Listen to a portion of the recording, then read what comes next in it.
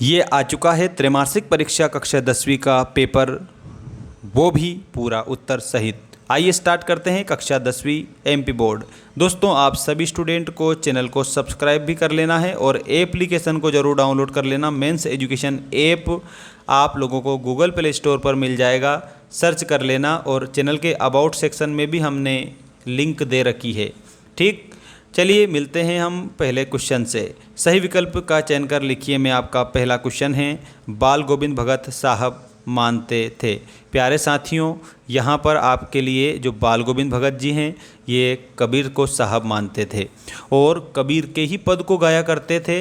अब कबीरदास की हम बात करते हैं तो कबीरदास जी है ना, भक्ति काल के कवि थे और भक्ति काल जो है इसको स्वर्ण काल के रूप में जाना जाता है हिंदी साहित्य का। ठीक है, अब कबीरदास जी जो है ना, कबीरदास की जो रचना है उसका नाम मैं बता देता हूँ, बीजक है।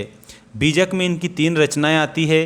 पहली तो है, आप लोगों को मैं बता देता हूँ, साखी। दूसरी है दोस्तों शबद, और इसके अलावा तीसरी है रमेनी। साखी, शबद और रमेनी। इसके अलावा आप लोगों को मैं बता देता हूँ, भगत जी जो है खंजड़ी बजाते थे। बाल गोविंद भगत जो है ना, ये खंजड़ी बजाते थे। ठीक है, ऐसा भी आप लोगों को याद रखना है सबको। अगला प्रश्न देखिए आप, वह धीरे धीरे चलने लगा।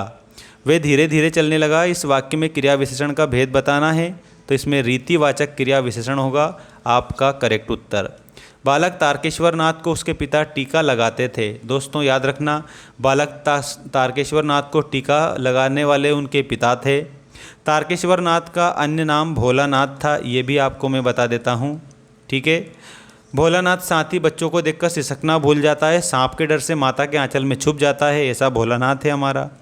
दोस्तों यहाँ पर टीका किसका लगाते थे, तो भभूत का टीका उसको लगाते थे। कौन लगाते थे, उसके पिताजी लगाते थे। रीतिकाल के कवि हैं, तो यहाँ पर भूषण जो दिया है ये रीतिकाल के कवि हैं। ठीक है, और शिवा बावनी, याद रखना, शिवा बावनी। ठीक है, छत्रसाल दशक, छत्रसाल दशक ये भूषण जी से ही रिलेटेड हैं। अगली बात देखिएगा, तुलसीदास की रचना है। तुलसीदास जी जो हैं, तुलसी तुलसी सब कहे, तुलसी बन की घास, हो गई कृपा राम की तो बन गए तुलसीदास। तो विनय पत्रिका जो है ये किसकी है, तुलसीदास जी की रचना है, ऐसा आप उत्तर के तौर पर याद रखेंगे। 10वें रस का नाम क्या है, तो वात्सल्य रस को 10वां रस माना है। वात्सल्य रस के जो सम्राट हैं वो सूरदास जी हैं। वात्सल्य रस के जो सम्राट कवि हैं वो सूरदास हैं। सूरदास ने सबसे बड़ा ग्रंथ सूर सागर रचा है और सूरदास भगवान कृष्ण के भक्त थे। ठीक है, और भगवान कृष्ण जो है भक्ति काल की कृष्ण भक्ति शाखा में हमारे प्रमुख देवता है भगवान कृष्ण। ठीक है, राम भक्ति शाखा में प्रमुख देवता है भगवान राम। और 10वां रस पूछा है यहाँ पर, तो 10वां रस वात्सल्य रस को आप बता देंगे। इसके अलावा आप लोगों का नेक्स्ट क्वेश्चन देखिएगा, ये रहा आपका नेक्स्ट क्वेश्चन, ये आ चुका है आपकी स्क्रीन के सामने, ये रहा। देखिए, मैं सारा उत्तर बताऊंगा, चैनल को आप सब्सक्राइब करके रखना। वार्षिक परीक्षा तक बिल्कुल धमाल मचा देंगे आप लोगों के लिए दोस्तों, और आपको परीक्षा में कमाल कर देना है। देखिए, संधि के भेद होते हैं। संधि के मुख्य रूप से कितने भेद होते हैं, 3 भेद होते हैं। और 3 भेद में सबसे पहले नंबर पर आपको लिखना है स्वर संधि, दूसरे नंबर पर आपको लिखना है व्यंजन संधि, और तीसरे नंबर पर आपको लिखना है विसर्ग संधि। ठीक है, स्वर, व्यंजन और विसर्ग। अगली जो प्रश्न है आप लोगों का, अगला प्रश्न, हिमालय की तीसरी सबसे बड़ी चोटी कौन सी है, तो कंचनजंगा। आप जब उत्तर लिखेंगे तो कंचनजंगा आपको लिख देना है, ये तीसरी सबसे बड़ी चोटी है। सूरदास के गुरु थे, तो दोस्तों सूरदास जी के जो गुरु थे वो वल्लभाचार्य थे। ठीक है, वल्लभाचार्य जी कहाँ रहते थे, तो याद रखना, गौ घाट पर रहते थे। किसकी लीला का गान करते थे, भगवान कृष्ण की लीला का गान करते थे। तो सूरदास जी भी इनके शिष्य बन जाते हैं। सूरदास और सूरदास भी भगवान कृष्ण की लीला का गान करने लगते हैं। सूरदास अपना गुरु किसे बना लेते हैं, वल्लभाचार्य जी को बना लेते हैं। अगला देखिए, चौपाई छंद की प्रत्येक पंक्ति में मात्राएं होती है। तो दोस्तों चौपाई छंद की प्रत्येक पंक्ति में 16-16 मात्राएं होती है। प्रबंध काव्य के भेद होते हैं। तो प्रबंध काव्य जो होता है उसमें आप लोगों को करेक्ट उत्तर के तौर पर क्या बता देना है, 3 भेद होते हैं, महाकाव्य, खंडकाव्य और आख्यानक गीतियाँ। ठीक है, तो 3 भेद आप बताएंगे। प्रतिमा बनाने वाले का नाम क्या था? तो प्रतिमा बनाने वाले का नाम था मोतीलाल। ठीक है, मास्टर मोतीलाल ने प्रतिमा बनाई थी, कस्बे के चौराहे पर लगी थी। प्रतिमा किसकी थी? तो नेताजी सुभाष चंद्र बोस की प्रतिमा वहाँ पर लगी हुई थी। अब हम देखते हैं सही जोड़ी बनाइए वाला प्रश्न। सारी सही जोड़ी आपको मैं बता दूंगा एक ही बार में। गद्य की प्रमुख विधा कौन सी है? तो दोस्तों गद्य की प्रमुख विधा के रूप में आपको निबंध बताना है। दोस्तों आप लोगों के लिए सामान्य जानकारी है, निबंध दोस्तों 2 शब्दों से मिलकर बना है। निहि धन बंध, इसका मतलब होता है भली प्रकार बंधी हुई रचना। बंधी हुई रचना को निबंध कहा जाता है। ये गद्य की प्रमुख विधा के श्रेणी में आती है।